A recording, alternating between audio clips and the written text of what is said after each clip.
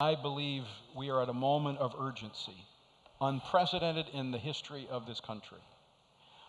The Sunday morning after this decision, I was preaching actually here in Dallas at First Baptist Church, and in the middle of that message from 2 Chronicles chapter 26, the parallel between Judah under King Uzziah and America under Barack Obama struck me in the middle of that message. It said that God had marvelously blessed Judah in every way, economically, militarily, every way they prospered.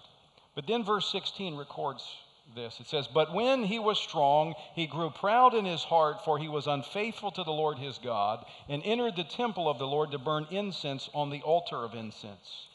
So Uzziah attempted to turn the sacred into the secular. Now, I spoke about this at our May pastor's briefing.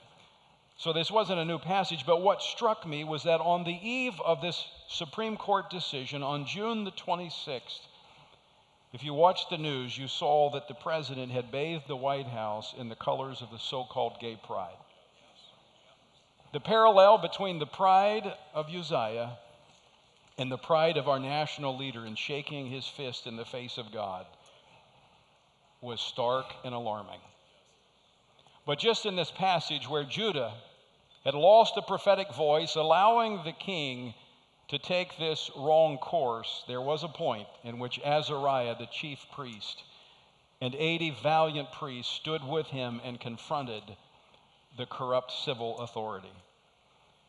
I believe it is time that we see the spiritual leaders of this nation step forward, not simply to confront the corrupt civil authorities, but we must seek the face of God for our own silence, for our own abdication of our responsibility to this country and to this culture to be God's voice.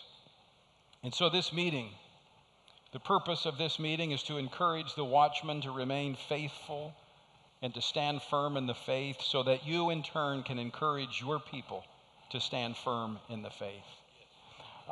I know many have talked to me and saying, well, are we going, as pastors, are we going to face prison? Are we going to face jail? Are we going to be forced to do same-sex marriages?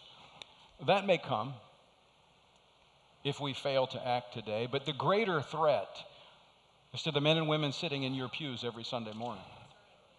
It's to the business individuals, it's to the public servants who will be forced to check their faith at the door of public service.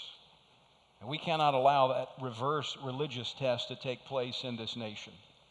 And so you must encourage your people to stand firm in the faith.